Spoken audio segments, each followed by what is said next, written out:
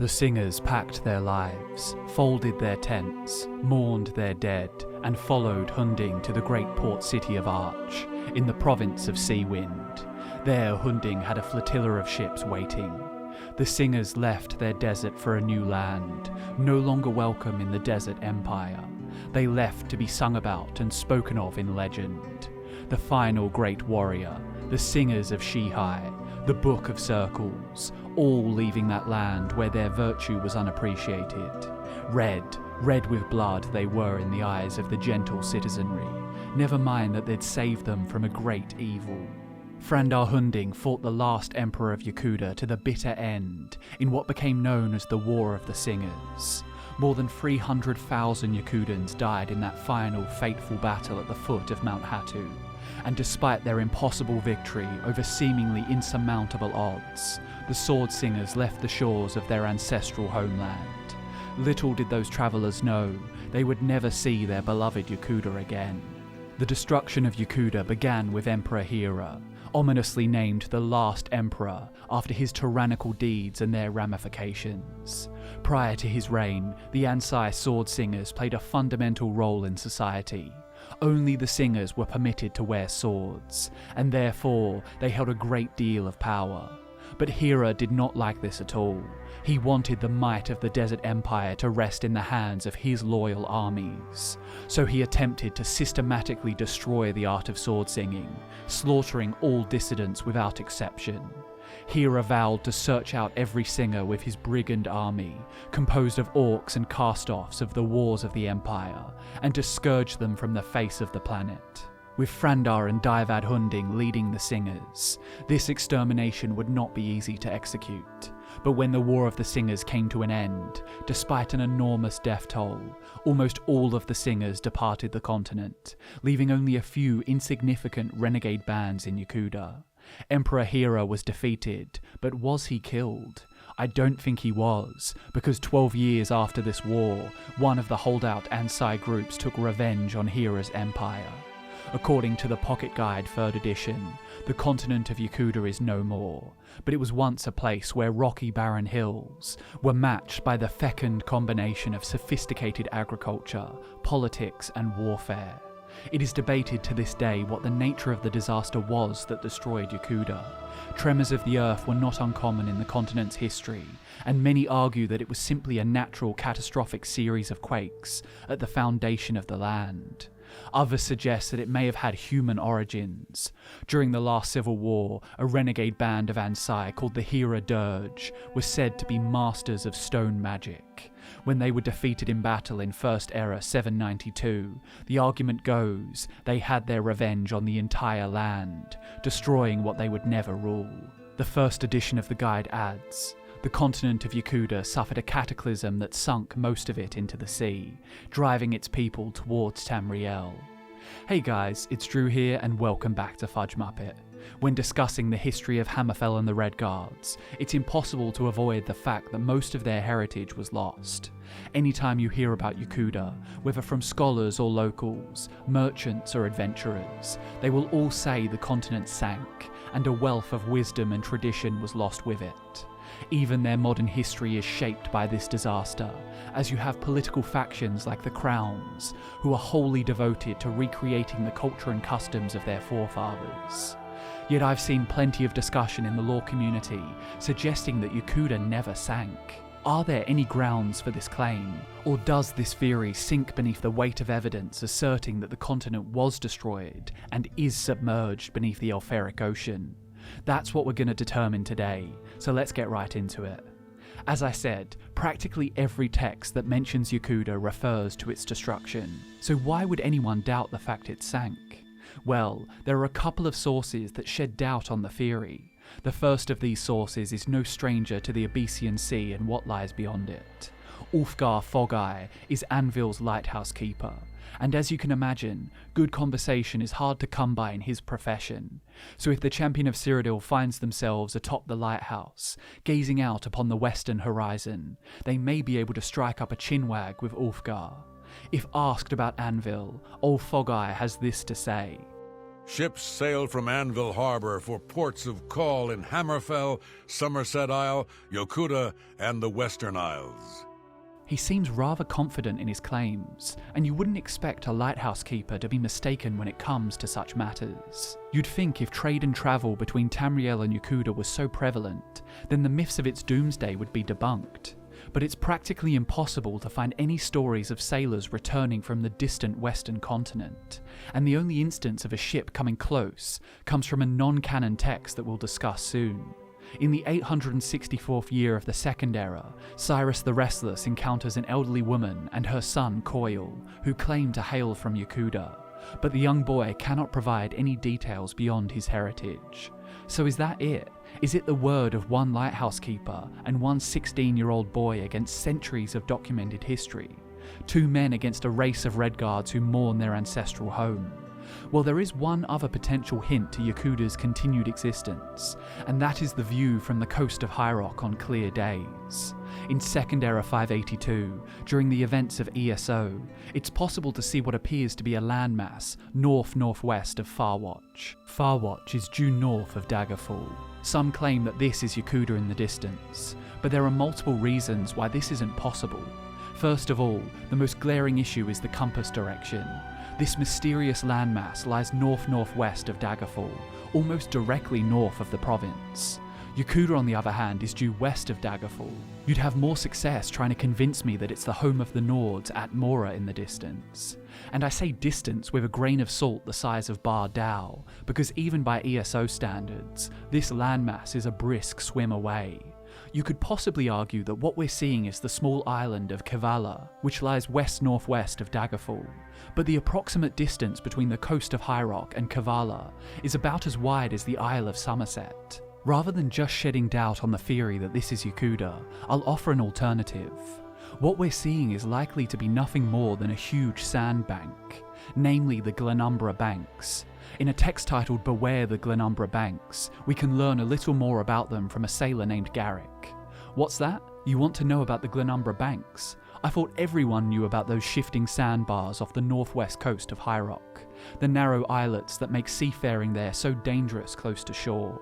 I myself have made a living for almost 30 years as a Daggerfall pilot, guiding merchant ships through the banks in and out of the city's north docks. And I'm well paid for the job. But the merchants don't complain. They see the rotting spars and twisted planks of the shipwrecks we pass as we wend our way through the channels. Those channels are treacherous and ever-changing. When we go out in early sun's dawn to meet the first ship coming into port after the winter storms, there are always numerous visible changes to the waterways, as well as invisible changes to their depths, which we must take care to map out by frequent use of the plumb line. But the fact is, we must ever be on the lookout for changes in the banks, even in mid-year and sun's height. Garrick goes on to claim that these banks are created by a leviathan. Whether that's true or they're just made by natural currents doesn't matter, because what we do know is that these sandbanks emerge not far offshore, in the exact direction of this unidentified landmass. Now, when it comes to supporting the argument that Yokuda did in fact sink, I can hardly fit all the texts on my desk at the Arcanium. We've already heard from the first and third pocket guides, but the improved Emperor's Guide to Hammerfell shares some insights into the fate of Yokuda. It speaks of the Regarda, the initial warrior wave of Yokudans who were the first to land in Tamriel's west. Like a swarm of slaughterfish, the Regarda armada tore along Tamriel's shores as the Yokudan invasion began. Furious fighters with nothing to lose, their own archipelago was lost to the western seas. A text titled The Natatambu of Yokuda elaborates on this warrior wave. When the continent of Yokuda sank beneath the waves in a great cataclysm, the Natatambu moved their system of government and surviving people across the sea in the fearsome Regarda. Even as depleted as they were by the cataclysm, the Redguards slashed through the deserts and hills to establish their nation anew, conquering Breton, Altmer, and Orc with little trouble. According to the improved guide, the bird goddess Tava and matron of the elements was an essential deity associated with this great exodus. Tava, the Yokudan spirit of the air, led her people to the Isle of Herne after their homeland sank. She is an aspect of Kinnereth and a popular deity in Hammerfell, worshipped by sailors in port city shrines. Another essential god to the Yokudans was Tuwaka, the god of souls and the afterlife. You can imagine why this deity would be crucial to the Redguards of Hammerfell after their race endured a calamity of this magnitude. One source states, "How long Tuwaka was worshipped in that name by the human tribes of Yokuda is now unknowable, as all our race's records were lost in the cataclysm that sank the archipelago." And another text detailing Redguard burial rites has this to say, "Aside from Tuwaka's presence watching from dark corners of this sanctuary, the temple also serves as a monument to the untold number of Yakudans who perished when the continent sank beneath the waves." I think you get the idea. There is a lot of canon material explicitly referencing the sinking of Yokuda.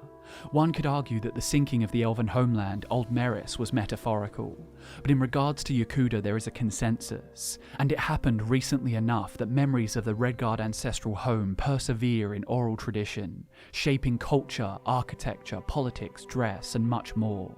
The Yakudans and subsequently the Redguards have always revered the Hoon Ding, the make-way god who manifests in times of great need to deliver the race from their perils.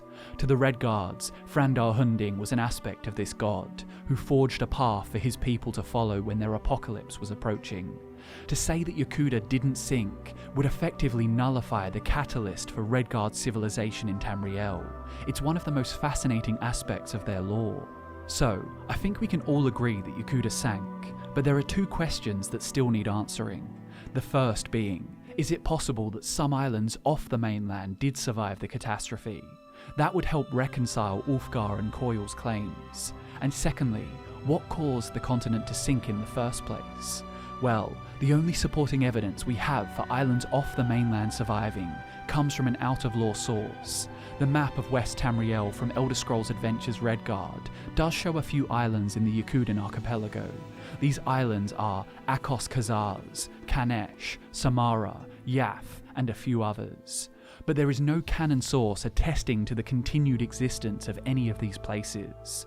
A poem dedicated to these islands speaks of fond memories, and refers to them as lost and forgotten, while a text promoting the staunch traditional values of the crowns mentions customs that were brought over from these lost and lamented islands.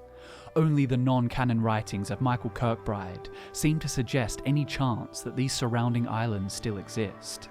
But this text also offers an explanation for the disaster, so it's worth going over. Lord Vivek's sword meeting with Cyrus the Restless tells of Cyrus's adventures after leaving Stros Mackay. There is no shame in running from disaster, Cyrus thought.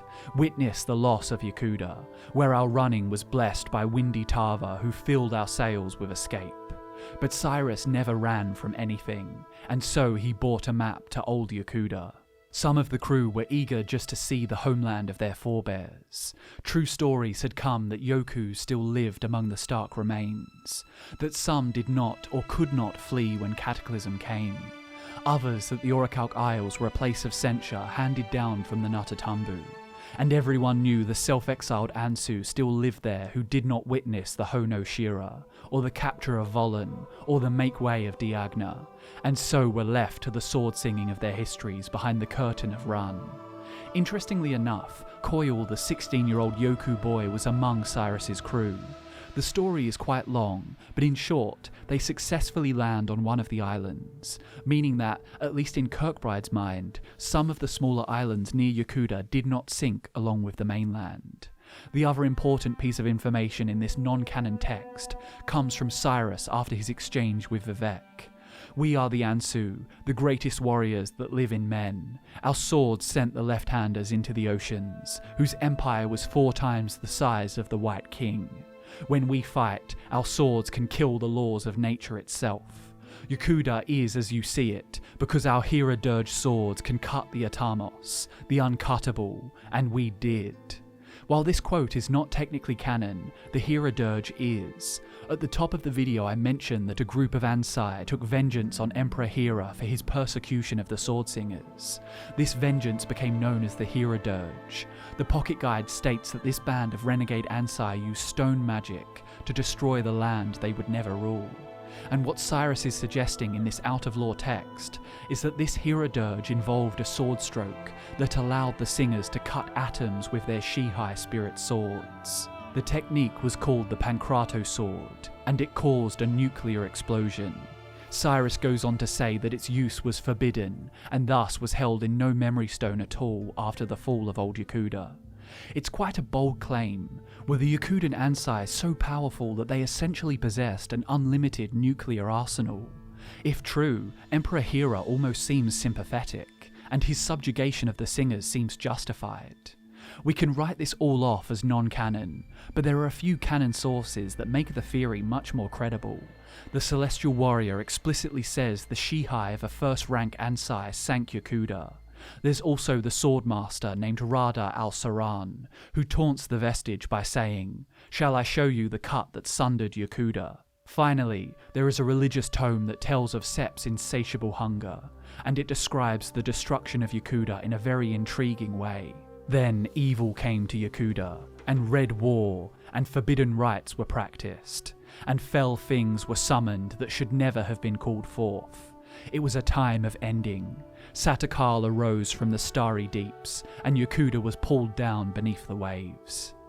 It is possible, albeit unlikely, that some of the islands surrounding the mainland of Yokuda endured the calamity, but there is no doubt that the bulk of the continent was annihilated in the most devastating of circumstances. War ravaged Yokuda, countless thousands died in the schism between the Empire and the Singers, and the land itself was not spared from obliteration. If a sword technique was truly discovered that could split atoms, then perhaps the sinking of Yokuda was a display of Tava's mercy. For the tides of the Elferic Ocean could quench the infernal blaze of a nuclear conflagration. It was a time of ending, where a great deal of wisdom was lost. Perhaps that was for the best. Thanks so much for watching, guys. I hope you enjoyed the video. My name's Drew, this is Fudge Muppet, and I'll see you in the next one.